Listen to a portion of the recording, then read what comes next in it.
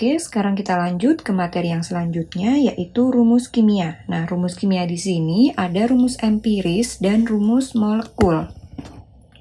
Nah, rumus kimia itu contohnya adalah misalkan CO2, H2O, NH3, H2SO4, dan lain sebagainya. Nah, seperti yang teman-teman tahu, di setiap rumus kimia itu kan ada angkanya ya. Jadi contohnya di sini H2O. Nah, jadi di sini hanya ada 2, O-nya ada 1 ya. Jadi inilah yang disebut dengan angka indeks. Nah, jadi angka indeks itu menunjukkan banyaknya unsur yang terdapat dalam zat. Oke. Jadi rumus kimia itu menunjukkan jenis atom unsur dan jumlah relatif masing-masing unsur yang terdapat dalam zat. Nah, kemudian banyaknya unsur yang terdapat dalam zat itu ditunjukkan dengan angka indeks. Ya, jadi seperti ini ya. Jadi ini angka indeks. Contohnya lagi dalam molekul CO2. Nah, CO2 ini jumlah atom C-nya itu kan 1, jumlah atom O-nya itu 2. Nah, jadi kalau kita misalkan ada rumus empiris itu AXBY. Jadi kalau dimisalkan AXBY ini adalah CO2 ya, maka besarnya X itu adalah 1 dan besarnya Y itu adalah 2. Nah, dari mana angka 1 dan 2 ini diperoleh? Jadi angka indeksnya ini dapat kita peroleh dengan membandingkan mol A dan mol B. Jadi angka indeks di sini dapat kita peroleh dari perbandingan mol A dengan perbandingan mol B. Saya tuliskan di sini ya. Jadi X banding Y sama dengan mol A banding mol B. Nah, rumus mol itu gimana? Rumus mol itu kan massa per mR. Jadilah seperti ini. Jadi ini dibandingkan. Kemudian rumusnya mol kan massa per AR atau mR-nya. Nah, kemudian rumus mol itu kan massa per AR atau massa atom relatif. Nah, kalau tidak diketahui massanya, maka bisa juga menggunakan data persentase massa. Jadi bisa juga menggunakan data persentase massanya. Jadi nanti tergantung yang diketahui di soal. Jadi di sini saya beri kotakan ya, biar jelas. Nah, seperti ini. Kemudian ini dari hasil molnya ya. Mol itu rumusnya massa per AR. Kemudian jika diketahuinya persentase massa, teman-teman bisa gunakan rumus yang ini. Jadi tinggal dibandingkan. Oke, seperti ini untuk mencari rumus empiris. Oh ya, yang ini tadi, yang menggunakan data persentase massanya, ini rumusnya adalah persen massa A per AR-nya A. Rumusnya adalah persentase zatnya, misalkan zatnya zat A, ya berarti AR-nya adalah ARA. Oke, seperti yang sudah tertera di sini ya rumusannya. Untuk mencari rumus empiris jika diketahui data persentase massanya. Jadi di sini dapat kita ambil kesimpulan, rumus empiris itu adalah rumus kimia yang paling sederhana yang dapat diperoleh dari, jadi rumus empiris saya singkat RE ya. RE itu dapat diperoleh dari perbandingan mol zat-zat yang ada dalam rumus kimia tersebut. Oke, seperti itu rumus empiris. Kemudian langsung saja kita lanjut ke rumus molekul ya. Nah, untuk rumus molekul itu adalah rumus kimia yang menyatakan jumlah atom-atom dari unsur-unsur yang menyusun satu molekul senyawa. Nah, rumus molekul ini biasanya beberapa kali lipat lebih banyak dari rumus empirisnya. Tapi juga bisa jadi sama dengan rumus empirisnya. Contohnya di sini ada air. Nah, air di sini rumus empirisnya adalah H2O dan rumus molekulnya juga sama yaitu H2O. Jadi rumus molekulnya air itu memang H2O ya. Hanya ada 2 dan O-nya hanya ada 1. Nah, makanya kalau disederhanakan, rumus empirisnya sama dengan rumus molekulnya, yaitu H2O. Jadi memang ada beberapa senyawa yang rumus empiris dan rumus molekulnya sama. Oke, begitu ya. Untuk contoh yang berbeda, kita punya glukosa. Nah, jadi glukosa ini rumus molekulnya adalah C6H12O6. Jadi glukosa itu rumus molekul yang sebenarnya, C-nya itu ada 6, H-nya itu ada 12 dan O-nya itu ada 6. Nah, perbandingan ini bila kita sederhanakan menjadi berapa ini? Masing-masing dibagi 6 ya. Yaitu 1:2:1. Jadi, glukosa atau C6H12O6 memiliki rumus empiris CH2O. Nah, ini rumus empirisnya untuk senyawa glukosa. Jadi, rumus empiris itu adalah perbandingan yang paling sederhana. Oke, seperti itu ya teman-teman. Nah, di sini ada tipe. Jadi rumus empirisnya glukosa itu adalah CH2O. Oke, jadi ini kita coret aja ya. Jadi CH2O. Oke, seperti ini. Sama ya untuk senyawa-senyawa selanjutnya ini. Bisa teman-teman perhatikan sendiri. Nah, sekarang kita akan bahas rumusan ini.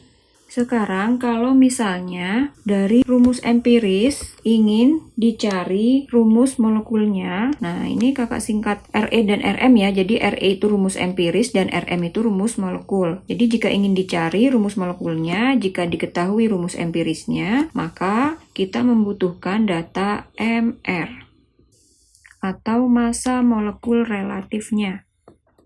Nah, agar lebih paham konsep materinya, kita langsung aplikasikan ke contoh soalnya aja ya. Oke, agar tidak bingung, di sini kakak contohkan ada soal SBMPTN 2015. Oke, jadi soal ini tentang rumus empiris dan rumus molekul ya.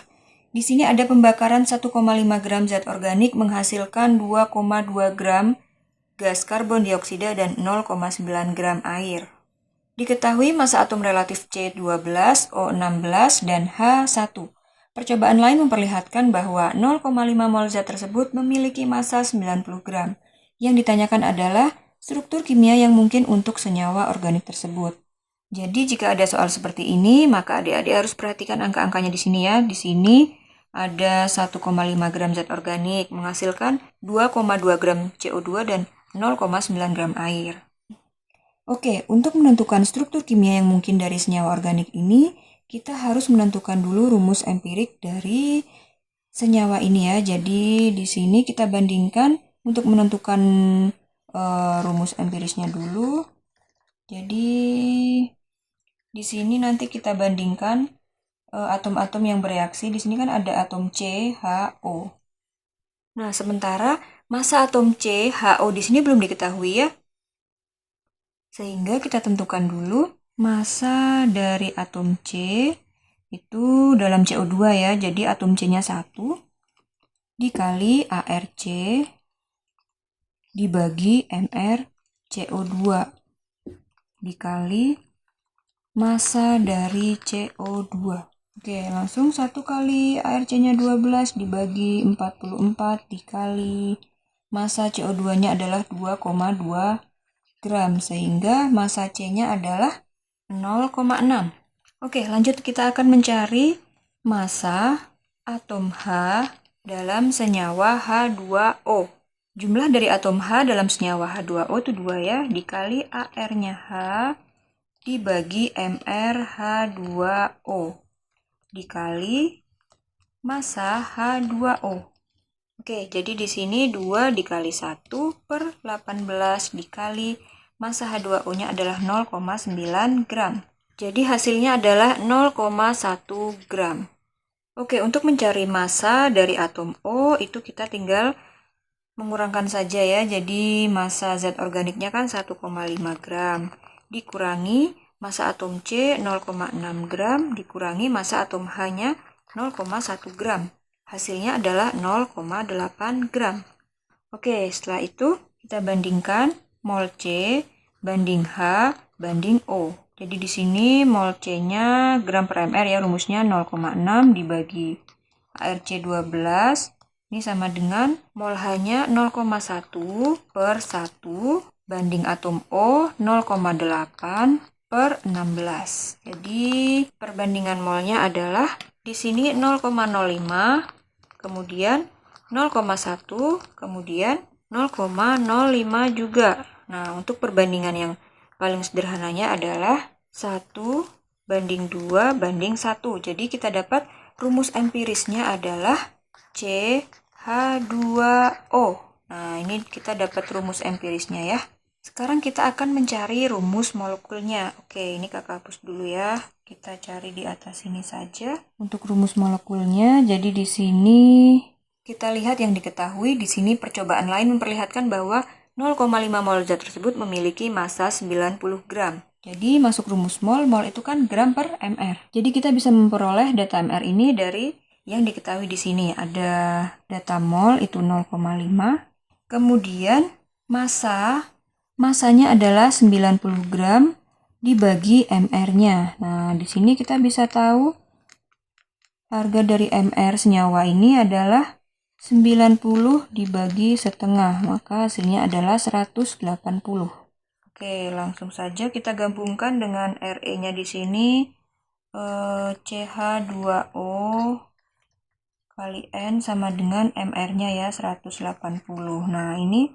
Nah, Re di sini ini cara mencarinya adalah ARC ditambah 2 kali ARH ditambah ARO dikalikan 2 sama dengan dikalikan N sama dengan 180. Jadi di sini 12 ditambah 2 kali 1 ya, maka langsung di sini kakak tuliskan 2, kemudian ARO-nya 16 sama dengan 180. Oke, di sini kalikan N. Oke, berarti di sini 30N sama dengan 180. Jadi N sama dengan 6. Maka rumus molekulnya adalah, ini kan Re-nya CH2O. Jadi CH2O kalikan 6 sama dengan C6H12O6. Oke, jadi jawabannya adalah yang D ya. Oke, kemudian kita lanjut. Yang keempat yaitu kadar unsur. Perbandingan massa dan kadar unsur dalam suatu senyawa dapat ditentukan dari rumus molekulnya. Nah, ini rumusnya persen unsur sama dengan jumlah atom dikali AR unsurnya dibagi MR senyawanya dikali 100%. Nah, di sini kakak beri contoh. Berapakah kadar atom C dan N dalam urea yang rumus molekulnya adalah CONH2 2 kali.